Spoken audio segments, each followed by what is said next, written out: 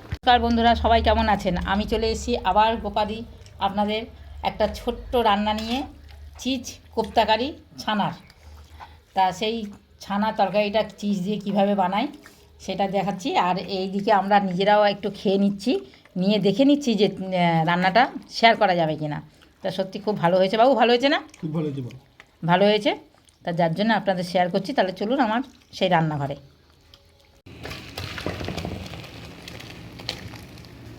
আমার জল সব ছেঁকে নিলাম, আর ওদিকে আলুগুলো কেটে রেখেছি। ভিনিগার দিয়ে কাটিয়েছি, তার জন্য ভিনিগারের যে টকটা রয়েছে সেটার জন্য কেটে যায়, তার জন্য ছানাটা ভালো করে ধুয়ে নিচ্ছি। 1 কেজি দুধের ছানা তৈরি করেছি।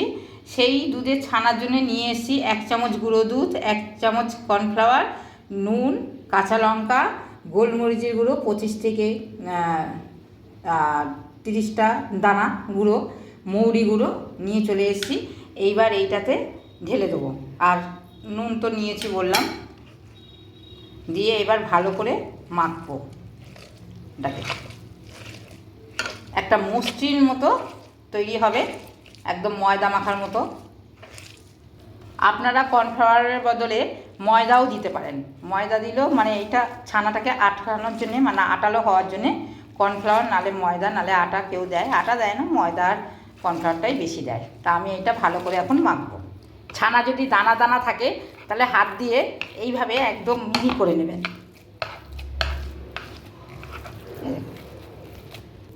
এই দেখুন এক জায়গায় কত সুন্দর দলা পাকিয়ে গেছে, এবার আর ছাড়ছে না আটার মতো। এই যে মুঠ পাকালে এরকম গোল হয়ে যাচ্ছে। এইবারে হচ্ছে আসল কাজ। এই রকম বল আমি 8খানা করব।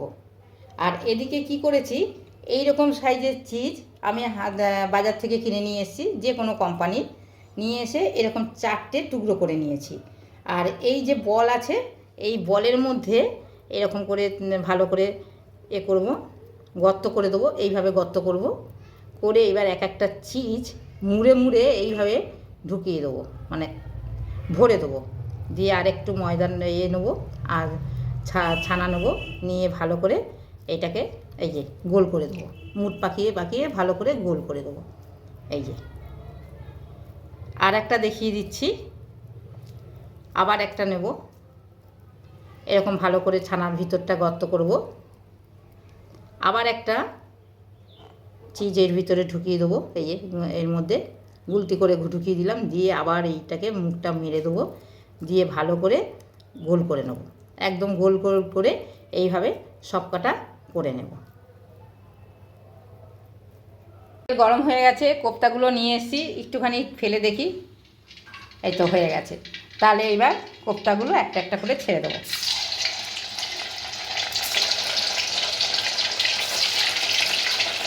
লাল লাল করে বেশ সুন্দরভাবে ভেজে তুলে নেব। এদিকে ডুমো আলুগুলো নুন আর হলুদ দিয়ে ভালো করে মাখিয়ে নিচ্ছি। এগুলো নিচটা লাল হয়ে গেছে, এবার উল্টে দেবো। কত সুন্দর লাল লাল হয়েছে দেখুন। ছানার কোপ্তাগুলো সব তুলে নিয়েছি, এইবার দিয়ে দেবো ওই তেলে আলুগুলো। আলুগুলো এবার ভেজে নেবো ভালো করে।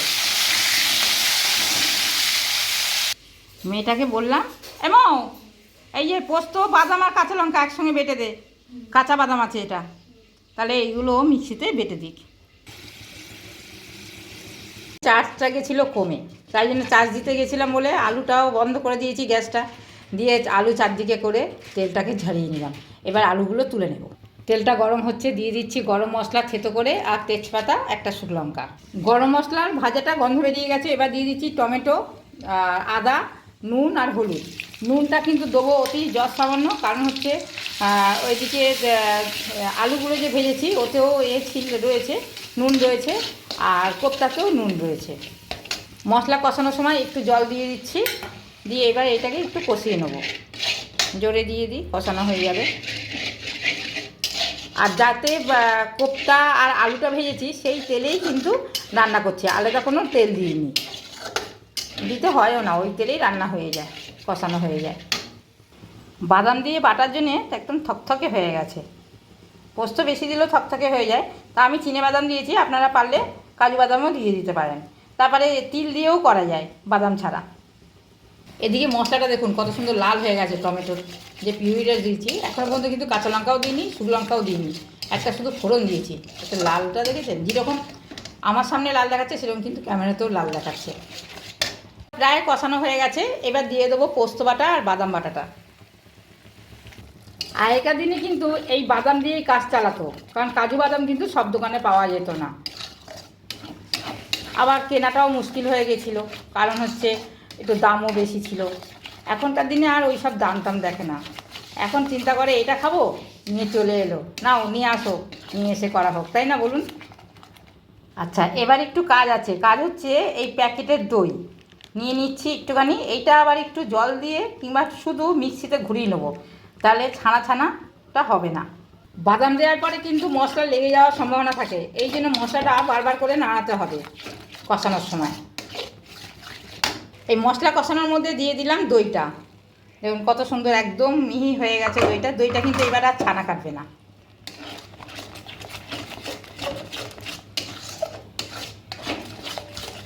আর কাঁচা লঙ্কা তো দেবো না, কারণ কাঁচা লঙ্কা পোস্তর সঙ্গে বেটে নিয়েছি, 3খানা কাঁচা লঙ্কা ঝাল ঝাল হওয়ার জন্যে। মশলাটা বেশ ভালোই কষানো হয়ে গেছে এবং দেখুন ফটফট করে কীরকম ফুটছে দেখুন। তাহলে এইটা জল আর কমবে না, মশলা তো এমনি কষিয়েই দিয়েছি। এইবার এতে আলু দিয়ে দেবো। আলুগুলো এমন করে ভেজেছি যে আলুগুলো সেদ্ধ হয়ে গেছে, এই দেখুন, দেখেছেন?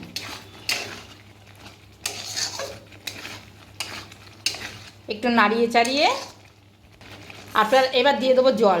জলটাতে দেখুন ঘোলা, কারণ হচ্ছে চামচে করে দুধ আর কর্নফ্লাওয়ার তুলেছিলাম, তার জন্যে ঘোলাটে হয়ে গেছে, সেই চামচটা ডুবিয়ে দিয়েছি, এই জন্য ঘোলাটে হয়ে গেছে।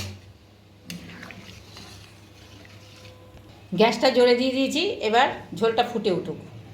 ঝোলটা বেশ গাঢ় হয়ে গেছে, এইবার দিয়ে দেবো। আমি কিন্তু ঝোল করেছি কারণ হচ্ছে ভাত দিয়ে খাবো বলে। আপনারা যদি লুচি কিংবা পরোটা কিংবা অন্য কিছু দিয়ে রুটি দিয়ে খান, তাহলে কিন্তু আপনারা একটু মানে জল কম দেবেন।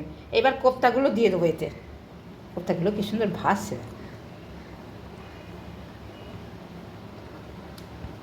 সবাই হয়তো ভাববেন যে কোপ্তা কারি এত ঝোল খায় না, খায় না, এটা কথাটা ঠিকই, কিন্তু আমাদের একটু ঝোল দিয়ে ভাত খাবে বলে তাই জন্য একটু ঝোল ঝোল করেছি। এবার এটা ফুটে উঠুক ভালো করে, তারপরে নামিয়ে নেব। কোপ্তাগুলো কীরকম ভাসছে দেখুন কোপ্তাগুলো। এদিকে ভাতও হয়ে গেছে, ভাতটাও নামিয়ে নেব। নামানোর আগে দিয়ে দেবো একটু চিনি, তারপরে দিয়ে দেবো 1 চামচ মতো ঘি।